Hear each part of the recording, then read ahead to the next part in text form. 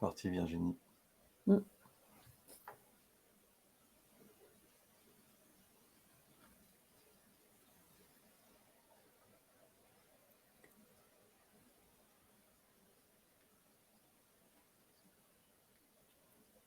Bonjour à tous. Est-ce que tout le monde est connecté? J'ai pas de... Oui, c'est bon. Bonjour à tous, bienvenue. Je voudrais voir s'il y a du monde connecté. Oui, c'est bon, c'est bon parti. C'est parti vraiment, ok. Bonjour à tous, bonjour à toutes. Aujourd'hui, on vous accueille donc chez Parlons RH pour parler de l'hyperpersonnalisation en formation et comment cela peut être un atout pertinent pour répondre à certains enjeux RH. Et justement, pour bien illustrer cela, on va vous parler de ce que font nos clients RH chez eux à ce sujet-là. Donc moi, je me présente, je suis Virginie Boutin et je suis cofondatrice de Bloomer Impulse et je m'assure en fait que les participants à nos formations en tirent le meilleur bénéfice, notamment en encadrant la communauté des formateurs coachs qui accompagnent les participants aux formations. Donc on peut dire que je suis vraiment sur l'expérience apprenant. Et puis Laurent Morel. Et donc moi c'est Laurent, je suis le pendant de Virginie pour la partie client. Donc moi je m'occupe du suivi de nos clients RH, du déploiement des accompagnements chez eux. Et donc je parlerai essentiellement du lien entre hyper-personnalisation et les enjeux qu'on adresse avec eux au travers de nos formations. Pour vous parler en 2 secondes de ce qu'on fait, et ce sera important pour la suite, on a un cœur pédagogique en fait qui consiste en des programmes en ligne qui sont rythmés par des séances individuelles avec des coachs et par des ateliers de partage. Donc, c'est une forme d'hyper-personnalisation, mais on y reviendra dans quelques minutes. L'intérêt de ça, c'est que ça permet d'accompagner dans la durée, de manière individualisée, et en permettant d'aller mettre les apprenants en action en situation de travail. C'est une modalité qui convient à tout type d'organisation. On est très essentiellement sur le champ des soft skills au sens large, management inclus.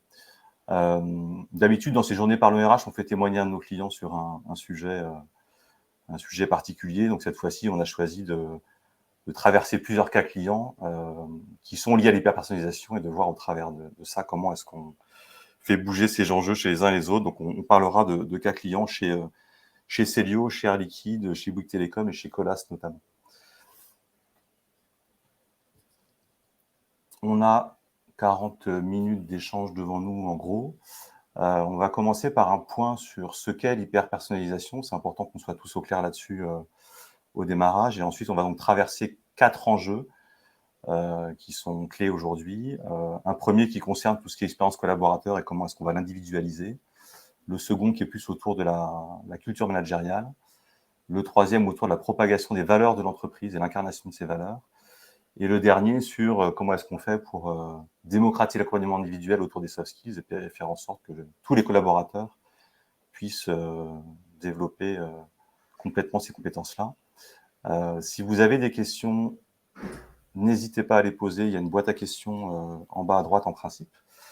Noémie est là pour compiler tout ça et on fera un petit point à la fin de chaque enjeu pour voir s'il y a des questions qui méritent d'être traitées à la fin de l'enjeu. Et sinon, on fera aussi une petite séance de questions-réponses à la toute fin du webinaire. Alors, on va commencer avec du coup la question de l'hyperpersonnalisation et de quoi on parle, Virginie? Oui, parce que c'est un néologisme, hyper-personnalisation. C'est pas un mot qu'on emploie dans les conversations tous les jours. C'est un mot qui a été mis en exergue par le Lab RH dans leur tendance pour 2023. Et donc, eux, ils positionnent ça comme leur définition, quelque part, c'est la bonne formation pour la bonne personne au bon moment. Donc, on parle plutôt de la personnalisation du choix, la personnalisation de l'accès à la formation. Et puis, après, il y a tout un autre champ, en fait, de l'hyperpersonnalisation, qui est la personnalisation de la formation en elle-même. Et donc, par exemple, dans ce cadre-là, il y a ce qu'on appelle l'adaptive learning, par exemple, dans le secteur de l'intelligence artificielle, où certains logiciels de e-learning vont permettre, avec une arborescence de décision, en fonction des réponses de l'apprenant, de lui proposer des questions ultérieures qui tiennent compte de ce qu'il sait ou ne sait pas, etc., pour approfondir. Et puis, il y a, comme Laurent le présentait, notre approche chez Bloomer Impulse, qui est d'ailleurs très adapté aux compétences de type soft skills. Et donc, nous, c'est un fil rouge thématique sous la forme de programmes en ligne. Voilà, jusque-là, tout à fait normal. Mais c'est rythmé et donc personnalisé lors de séances individuelles avec des coachs professionnels et par des ateliers de partage entre pairs. Et donc, automatiquement, l'apprenant s'auto-organise en co-responsabilité avec le coach, avec le formateur coach, et devient naturellement acteur de la personnalisation de son propre parcours. Et c'est un sujet vraiment d'actualité. Enfin, en tout cas, c'est le fait qu'on en parle en 2023, c'est pas un hasard, n'est-ce pas, Laurent? Pourquoi maintenant, effectivement? Alors, selon nous, il y a trois raisons principales. Il y a un premier sujet qui est que bon, la formation, ça date pas d'hier, ça fait des dizaines et des dizaines d'années qu'il y a des formations, notamment sur le champ des soft skills, qui sont très essentiellement dans un format classique. Je pars 2 jours en salle et je reviens au bureau, que cette salle soit réelle ou virtuelle. On sait que ce format a des limites en termes d'ancrage, c'est quelque chose qui est maintenant partagé. Il y a des budgets très importants qui sont consacrés à ces formations-là. Et donc, il y a une vraie question aujourd'hui de l'impact de ces formats-là et comment l'améliorer en allant personnaliser en fait les formations en question et l'expérience des collaborateurs. Et ça amène la seconde explication, qui est une explication technologique entre guillemets, c'est-à-dire que avant le digital, c'était quand même compliqué de faire autrement. Le digital est arrivé, il date pas d'hier non plus, mais il est quand même plus récent que la naissance du monde de la formation. S'il n'était pas là, on n'existerait pas, typiquement. Et en fait, maintenant, grâce au digital, il y a tout un tas de modalités qu'on appelle multimodales qui permettent de faire autrement et qui permettent d'accompagner dans la durée, de manière individualisée et en allant, et c'est essentiel pour les soft skills, mettre les gens en action en situation de travail parce qu'on sait que c'est ça qui marche et que ce sont des sujets sur lesquels, si je me contente d'écouter quelqu'un, il ne va pas se passer grand-chose. Il en restera des bribes, mais il n'y aura pas un impact très, très fort. Donc, il y a une vraie dimension technologique. Pour faire le lien avec l'actualité que vous avez sûrement suivi tous et toutes, l'IA va sans doute amener d'autres choses encore. Ce n'est pas l'objet du webinaire, mais on peut penser qu'il y aura d'autres évolutions qui vont permettre d'aller encore plus loin. En tout cas, la dimension technique est importante. Et c'est vrai qu'il y a un mouvement aujourd'hui, même s'il est assez lent parce qu'il y a une inertie, qui est d'aller proposer deux types de modalités dans des mondes où jusqu'à maintenant, c'était assez centré sur une seule modalité. Et puis le dernier point, qui est un point plus RH, c'est le côté, en fait, l'hyperpersonnalisation, elle est au centre de plein d'enjeux RH. Le point commun étant, comment est-ce qu'on fait pour prendre en compte le fait que chaque collaborateur est différent. C'est comment est-ce qu'on passe de la gestion des ressources humaines, avec le terme ressources au sens, ce sont des ressources interchangeables, à une gestion que certains appellent les richesses humaines, où chacun est plutôt vu comme une pépite qu'on doit développer. Et chaque pépite étant différente de celle qui est à côté.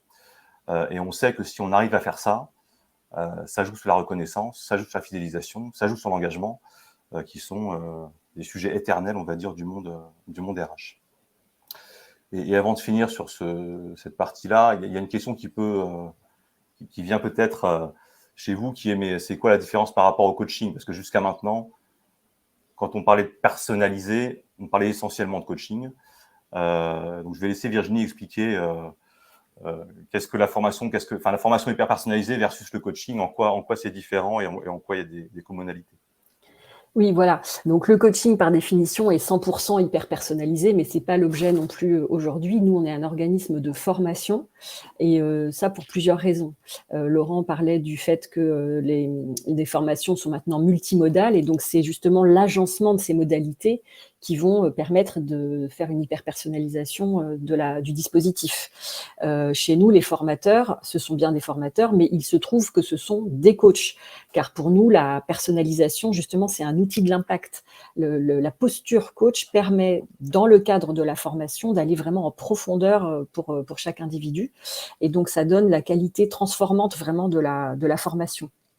Donc, les coachs sont à la fois des experts du changement, et des experts des compétences soft skills qui sont à transmettre. Donc, ce sont des formations au programme connus à l'avance, puisque ça, c'est vraiment propre à la formation. Ce sont des programmes et des thématiques validés par les RH sur des thèmes qui intéressent l'entreprise, comme par exemple l'intelligence émotionnelle, l'agilité relationnelle, l'audace. Et donc, en résumé, ce qu'on fait, c'est qu'on met les atouts du coaching, donc la profondeur et l'hyper-personnalisation, au service de la formation, mais c'est bien un cadre complètement de formation avec une stratégie de formation derrière. Merci Virginie. On va passer au premier enjeu qui est donc le fait d'individualiser l'expérience collaborateur. Je vais te laisser Virginie. Oui, alors je rebondis donc sur ce que je disais avant. Effectivement, la singularité, l'hyperpersonnalisation, c'est on s'adresse à un individu à part entière dans toute sa complexité, sa singularité. Ce qu'évoquait Laurent tout à l'heure sur les pépites, voilà, c'est vraiment chaque personne a ses pépites intérieures. Et ça, en groupe, c'est pas possible ou peu possible. Bien sûr, il y a des formateurs qui savent créer des petites bulles, des petits moments particuliers à l'intérieur d'une animation de groupe, mais ça peut pas aller beaucoup plus loin que ça. Et donc là, c'est vraiment différent. L'idée, c'est de laisser au contraire le participant creuser ses propres besoins, énoncer ses besoins et faire le lien entre le développement d'une compétence humaine qui lui est demandée ou qui est proposée, une compétence relationnelle et sa propre vie professionnelle. Et donc de décider peut-être quelle thématique de formation et en tout cas quel moment, quel format lui permettra, selon lui ou elle, de progresser au regard de ses objectifs. Et donc le fait de laisser la main aux collaborateurs au maximum sur ces modalités, sur les thématiques, c'est-à-dire que par exemple les RH peuvent choisir 3 thématiques, mais à l'intérieur de ces 3 thématiques, le collaborateur va choisir celle qu'il va creuser. Parce que vraiment derrière, il y a l'idée que personne ne se connaît mieux que soi-même. Donc le collaborateur, personne ne le connaît mieux que lui-même. Et donc le fait de choisir, on part du principe en fait que le participant est expert de sa propre façon de fonctionner et cela donne énormément de sens à la démarche de formation et ça aboutit à une forte appropriation des thématiques, une grande implication et de l'engagement dans le dispositif. Et ça, vous savez très bien en tant qu'RH, plus il y a de choix et d'autonomie dans le choix et dans le choix des modalités, plus la personne va être, l'apprenant va être vraiment impliqué et aller au bout. Donc, l'hyper-personnalisation, en fait, colore toute l'expérience apprenant et optimise l'impact de la formation.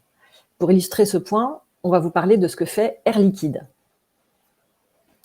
Oui, on voulait vous partager ce cas client. Alors, en l'occurrence, c'est Air Liquide France Industrie, qui est une filiale d'Air Liquide. C'est pour nous le plus bel exemple aujourd'hui qu'on ait vu d'expérience collaborateur dans le champ de la formation. Et qui est aussi un exemple intéressant pour faire le lien avec ce que je disais avant, parce que c'est une innovation qui n'est pas que technique. Souvent, quand on parle innovation, on pense technique. Là, on est vraiment sur quelque chose où, oui, il y a de la technique parce qu'il y a un outil pour supporter tout ça, mais ce n'est pas l'essentiel. C'est la technique au service d'autre chose et ils ont fait quelque chose qu'on a trouvé bluffant et qu'on voulait vous partager. Donc, en quelques mots, on est dans le champ des soft skills. Oui, je crois qu'ils appellent ça développement personnel, comme peut-être certains d'entre vous. Après, on pourrait faire un webinaire entier sur ce thème, mais on va dire que c'est le champ des compétences transversales. Ils ont mis en place ce qu'ils appellent des comités éditoriaux. Donc, en gros, tous les semestres, il y a un comité éditorial qui regroupe des RH et des collaborateurs qui décident du thème du semestre suivant. Donc, la thématique de formation change tous les semestres en fonction des remontées des utilisateurs, en fonction aussi du contexte dans lequel est l'entreprise à l'instant T, ou des externalités qui peuvent survenir. Au moment du Covid, typiquement, c'était potentiellement un thème lié à ce qui se passait, et ainsi de suite. Donc, tous les 6 mois, le thème change. Une fois que le thème est défini, les RH en charge de la formation vont aller chez leurs partenaires choisir des formations en lien avec ce thème. Et là, il y a une autre tendance qu'on observe, c'est une tendance au resserrement des offres. C'est-à-dire que sur un semestre, il y a une vingtaine de formations qui sont proposées, pas plus. Ce qui est très différent de certains clients où on voit des plateformes où il y a des centaines, voire des milliers de modules. Il y a tellement de modules qu'en fait, les gens ne savent plus quoi choisir. Donc là, l'intérêt, c'est qu'il y a une thématique qui est expliquée, sur laquelle il y a une communication qui est faite, une offre de formation resserrée qui correspond à ça. Et cette offre, elle est volontairement variée, c'est-à-dire qu'il y a de l'individuel, et on participe à ça, mais il y a aussi du collectif, avec d'autres partenaires, il y a du présentiel, il y a du distanciel. L'idée étant que chaque collaborateur puisse aussi, en termes de modalités, aller chercher ce qu'il souhaite. Tout le monde n'a pas envie d'individuel, tout le monde n'a pas envie de collectif. En tout cas, ce qui est intéressant, c'est de proposer une variété à tout le monde pour que chacun y trouve son compte et puisse être acteur du choix. Et comme l'a dit Virginie, ça va jouer derrière sur l'engagement. Vous vous dites peut-être, mais comment ils font pour gérer le budget? Parce que quand on met quelque chose comme ça en libre service pendant 6 mois, il y a quand même un sujet de contrôle du budget associé à tout ça. Et ben en fait, c'est très simple, c'est-à-dire qu'ils ouvrent un certain nombre de places pour chaque formation. Et une fois que c'est rempli, ben c'est rempli. Donc, quelque part, les plus motivés, les plus intéressés vont s'inscrire en premier et c'est eux qui vont bénéficier de ces formations. Et donc, c'est un moyen aussi d'aller chercher les gens qui sont les plus engagés, les plus intéressés pour se développer. Et ça marche très bien comme ça. Il y a une autonomie complète du collaborateur.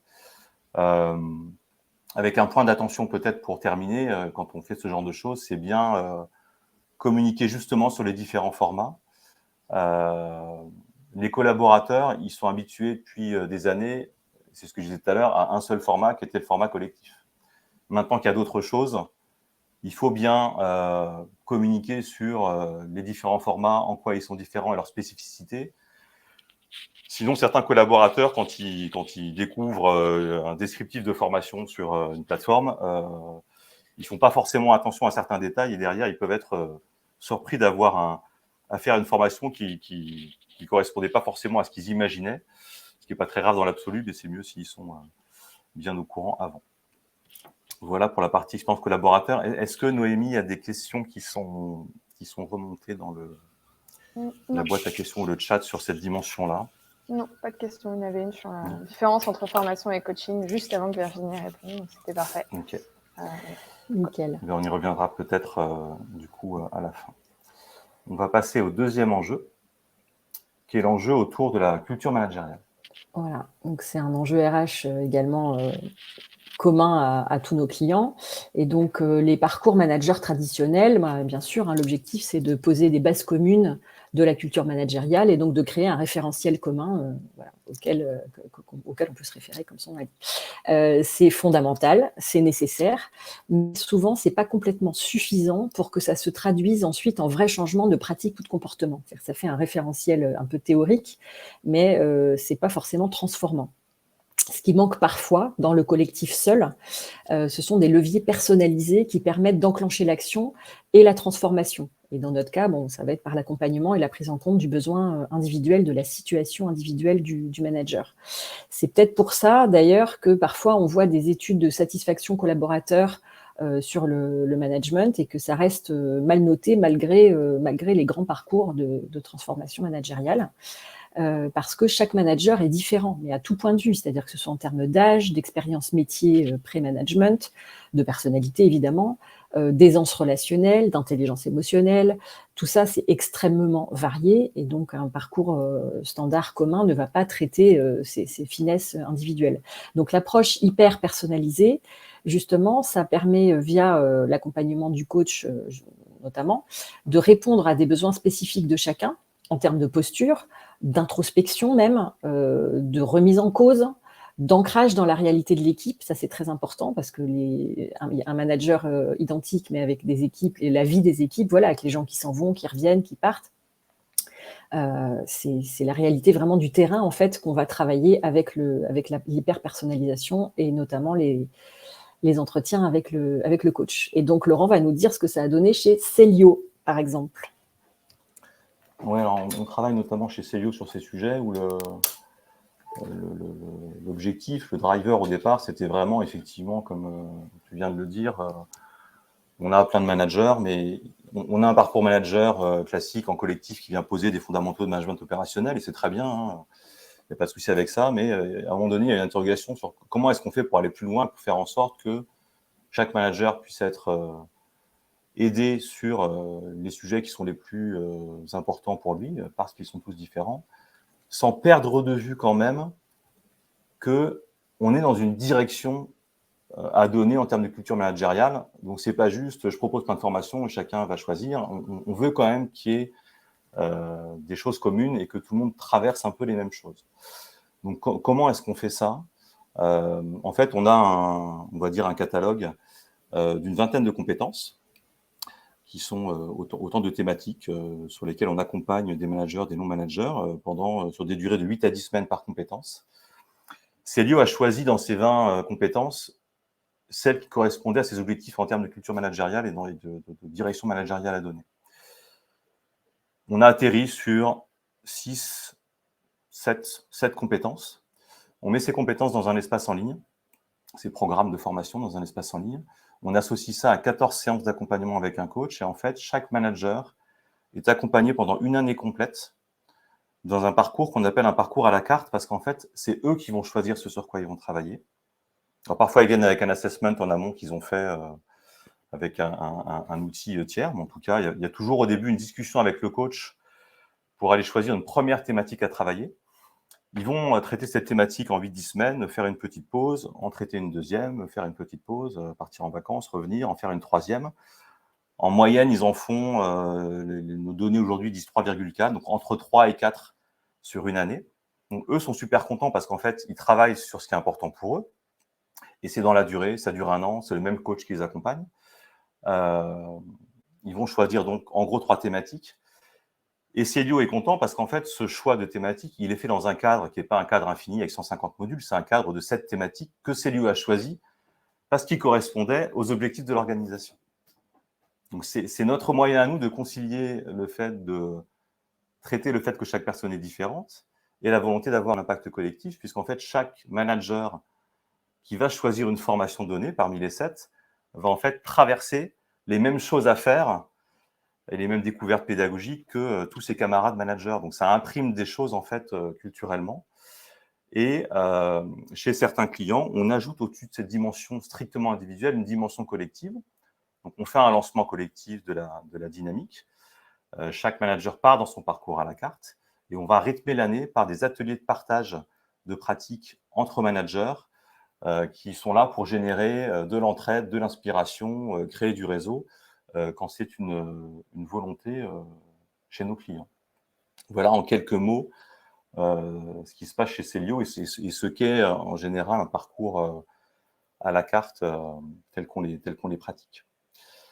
Est-ce que, Noémie, tu as des questions qui émergent? Je me rends compte en posant la question qu'en fait, les gens n'ont peut-être pas encore le temps de poser la question parce que je viens de terminer de parler. Il y a quelqu'un qui est en train de taper une question. On va peut-être plutôt les prendre à la fin. Ça peut-être plus Oui, simple. on essaye de garder du temps à la fin. Ouais, on fait ça, on les garde pour la fin. Regrouper. Il y a une question d'Hervé qui demande s'il y a un impact sur le turnover, sur la rétention.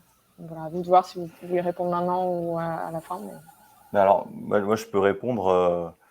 Dans le monde du management, il y a un impact potentiellement double. C'est le turnover des managers eux-mêmes et puis le turnover dans leurs équipes.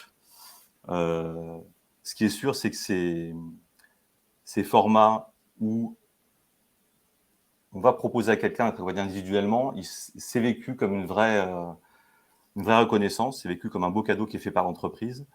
Le fait d'avoir conscience d'être traité de manière comme une grande personne singulière et pas juste comme un numéro dans l'entreprise, ça change quelque chose chez les gens en fait. Donc, il n'y a pas de doute sur le fait que ça renforce le lien.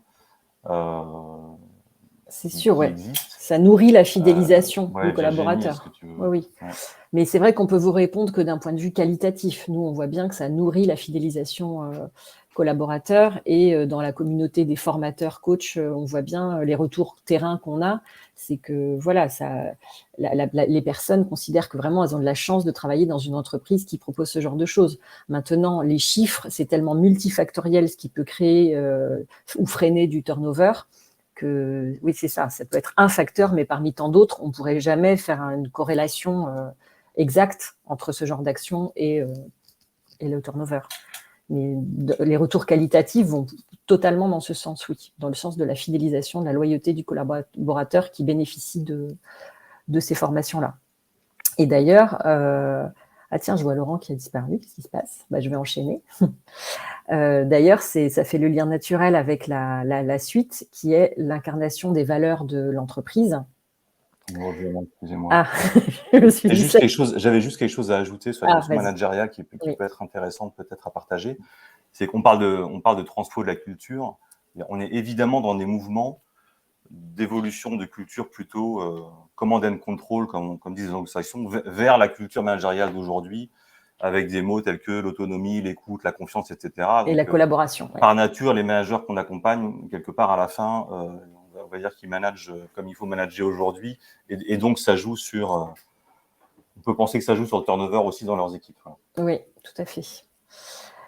Donc oui, j'ai enchaîné en lien avec ça d'ailleurs, hein, la personnalisation des formations de la communauté de talents. Donc là, on n'est pas que sur les managers, mais vraiment sur les personnes identifiées comme talents de différentes façons, comme le disait Laurent tout à l'heure. C'est vraiment miser sur le renforcement et le développement professionnel des pépites, en se disant que chacun, à sa façon et avec son propre style de leadership, et donc là où il est, où elle est le meilleur, va à la fois incarner les valeurs chères à l'entreprise, mais aussi en être le relais naturel. En fait, les talents, en travaillant sur leurs compétences humaines d'une façon qui prend en compte leurs spécificités individuelles, qui leur permet même parfois de les révéler à elles-mêmes et donc de les renforcer, eh bien, c'est pourquoi et d'ailleurs, c'est pour ça que vous les avez identifiés comme talents. Ce que je veux dire, c'est que c'est un peu complexe, mais les talents qui se sentent reconnus, qui reçoivent une nourriture intellectuelle hyper personnalisée, qui reçoivent ce cadeau, qui sur autre chose que le pur aspect métier. Il y a ça aussi, c'est-à-dire que ça les valorise comme personne. Et ça, on voit tous les tests d'engagement, etc., montrent que quelqu'un qui est valorisé en tant que personne, qui se sent reconnu en tant que personne, indépendamment de ses compétences d'expert, de manager, etc., eh bien, ce sera en fait les maillons forts ensuite de l'incarnation, de l'exemplarité de vos valeurs. C'est vraiment un match à faire entre les grandes valeurs de l'entreprise, la spécificité de chaque talent et l'imbrication entre les deux, c'est ce type de formation qui permet de révéler vraiment la beauté de chaque, la beauté, la compétence, les compétences humaines et relationnelles de chaque personne pour ensuite aller d'autant plus incarner les valeurs et les faire rayonner dans toute l'entreprise. Et Laurent vient encore de disparaître parce que justement, on voulait vous parler du cas Bouygues Télécom et des jeunes talents, qui en est une excellente illustration. Et je suis contente que tu sois revenu, Laurent, pour parler de Bouygues Télécom, même si je connais bien le dossier, donc j'aurais pu le faire. Désolé, c'est un peu chaotique de mon côté. Mais, je te laisse reprendre la main. Bouygues Télécom, c'est un client chez qui on accompagne les jeunes talents. Le driver, au départ, il a été double. Il y avait ce sujet de comment est-ce qu'on fait pour reconnaître ces personnes-là et leur montrer qu'on les considère comme des talents, avec derrière un enjeu de fidélisation. Et puis, ça s'est passé au lancement de la nouvelle plateforme de marque de Bouygues Télécom. Et donc, il y avait un sujet de comment est-ce qu'on fait pour que les valeurs qui sont derrière la nouvelle plateforme de marque s'incarnent chez nos collaborateurs avec la logique que vous connaissez peut-être si vous la pratiquez, de symétrie des attentions. Donc, le principe très concrètement chez Bouygues Télécom sur ces jeunes talents, c'est que il y a une première saison où en fait, tous ces talents vont suivre un de nos programmes, qui est le programme sur la connaissance de soi, parce que Bouygues Télécom a considéré que pour des jeunes, c'était quelque chose de fondamental de commencer par là. Ils ont aussi en parallèle le Strength Finder de Gallup qui font avec les RH et avec un débrief collectif. Et à la fin de cette première saison, donc on commence en mars, on termine en juin, il y a un atelier collectif de partage entre ces talents sur justement ce qu'ils ont vécu dans le cadre de ce programme. Ensuite, tout le monde part en vacances. Et à la rentrée, on lance une deuxième saison où là, ils ont le choix entre 3 thématiques en lien avec la nouvelle plateforme de marque. Donc, ils choisissent parmi 3 thèmes qui sont en l'occurrence l'agilité relationnelle, le leadership ou l'audace. Et chacun va être accompagné individuellement sur ce thème-là. Et on conclut l'année par, là aussi, un atelier de partage entre talents où ils vont pouvoir échanger entre eux. Et petite précision, autant dans notre cas, l'individuel est toujours à distance parce que ça n'aurait pas tellement de sens de le faire autrement, et encore moins aujourd'hui avec le sujet carbone dont vous entendez parler autant que nous.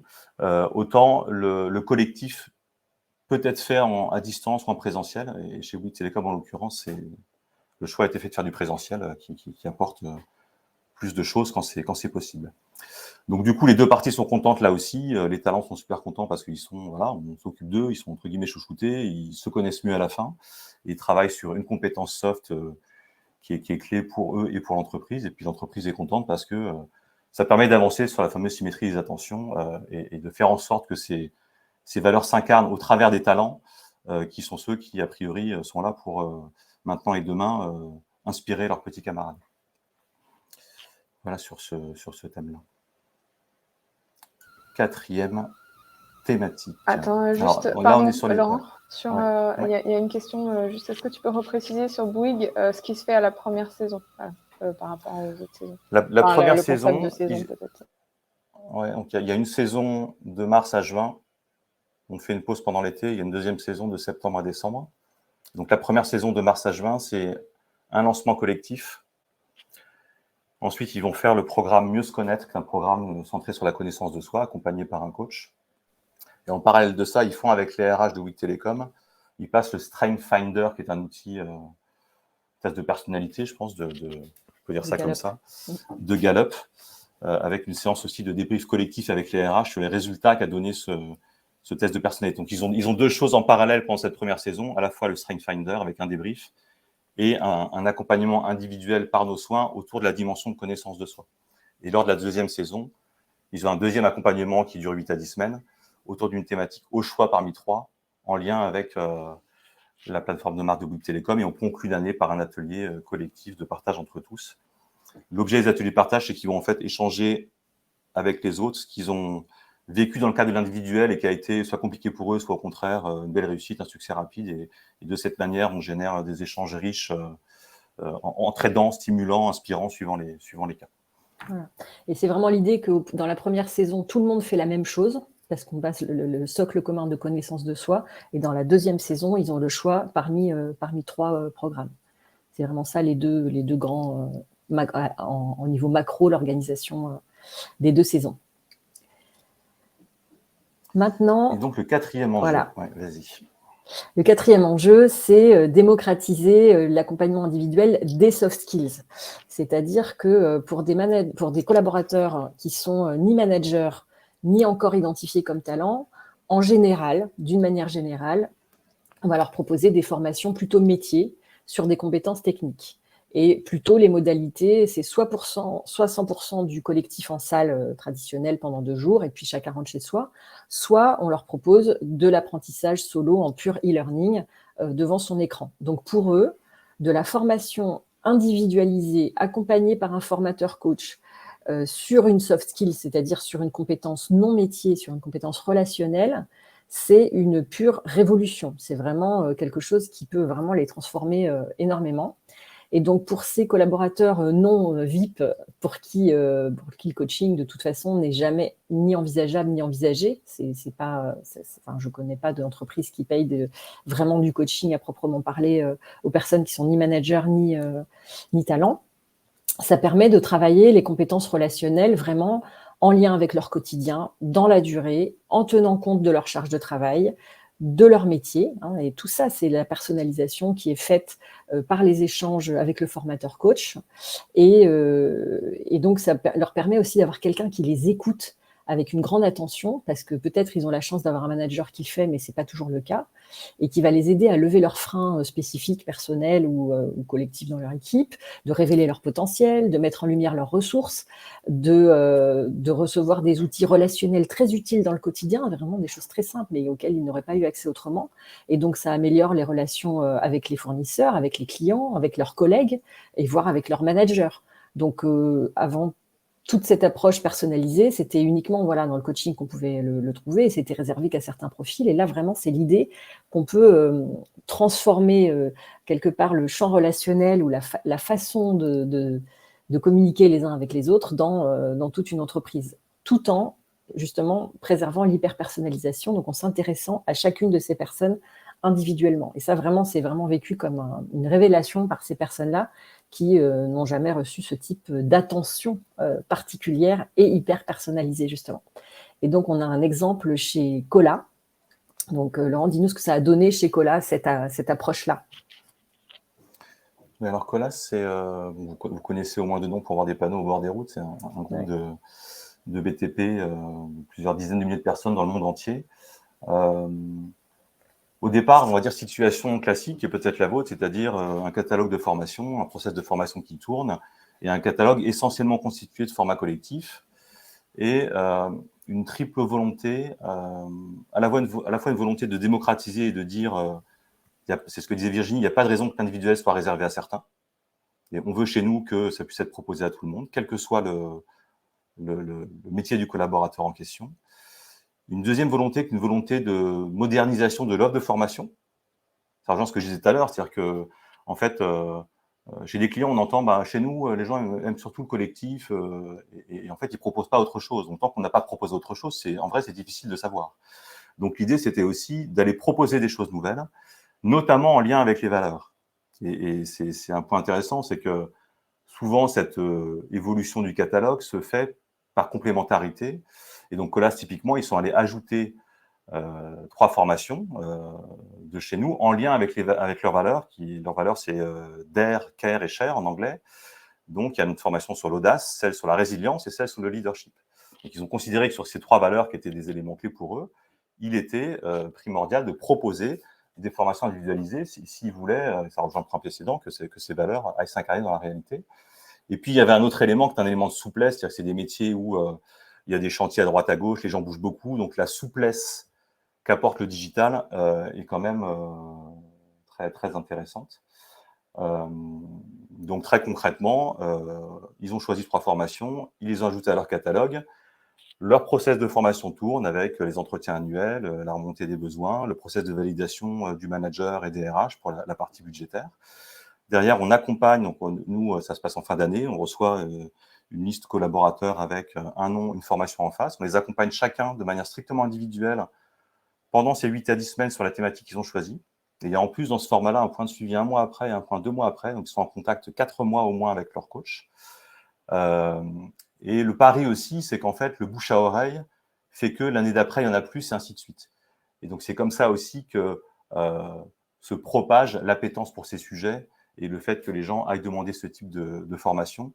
On voit plus ça chez nos clients que des logiques où on dirait je fais un grand plan descendant et je veux que tout le monde y passe, quoi.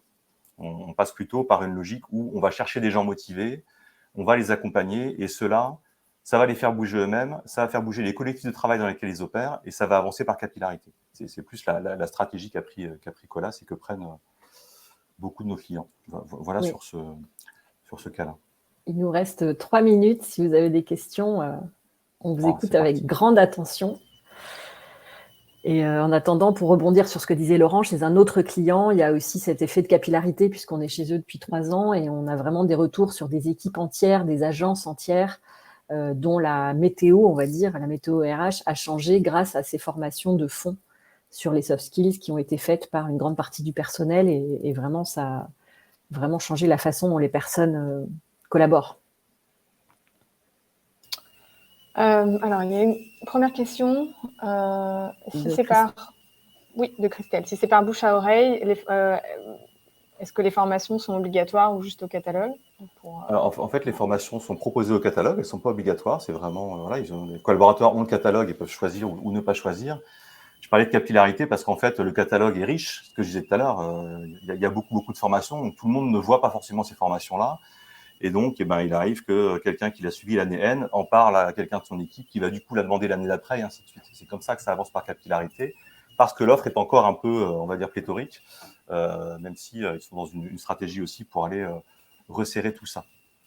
Je vais répondre à la question de Valérie sur en quoi consiste l'accompagnement individuel sur plusieurs semaines sur les thématiques Colas. L'accompagnement individuel sur plusieurs semaines, ce sont des rendez-vous toutes les 3 semaines avec un formateur coach. Donc, c'est la partie accompagnement individuel. Il y a des visios de 30 minutes régulières sur la thématique que la personne suit sur notre plateforme avec le formateur coach. Et puis, Laurent, pour toi, il y a Estelle qui n'a pas bien compris comment Colas arrivait à toucher le plus grand nombre avec cette méthode. Tout simplement parce qu'en fait, ce sont des formations qui sont proposées aux 50 000 collaborateurs du groupe. Là où chez certains clients, c'est uniquement les talents, ou chez d'autres, ce ne sont que les managers. On a des clients qui proposent nos formations au sein de leur catalogue à tout le monde. Donc, quelque part, ils proposent de l'individuel avec un coach à tout le monde. Il y a des gens comme ça chez qui on accompagne aussi bien des directeurs d'agence que des personnes qui sont à l'accueil de ces agences. C'est proposé à tous. C'est en ce sens qu'ils touchent le plus grand nombre possible. Et en termes de budget, bien évidemment, c'est capé. Voilà. c'est proposé à tous, mais... Oui, il y a toujours le process d'arbitrage budgétaire qui est vrai, quel que soit le type de formation, en fait. Il y a Hervé qui est en train de taper une question. Non, oui. remarque, belle combinaison de motivation intrinsèque et extrinsèque, absolument. Oui. Sachant juste qu'il reste 5 minutes. Tout à fait. On joue beaucoup sur l'intrinsèque à l'intérieur de la formation, une fois qu'ils y sont, et puis c'est l'extrinsèque qui permet d'y accéder. Vous avez tout compris, Hervé. Est-ce qu'il y a d'autres questions? Je crois qu'on arrive au bout. On va être... Merci beaucoup, en tout cas. Vous aurez, comme d'habitude, de toute façon, un petit mail avec le replay. Oui. Et tout ce qui va comme ressource.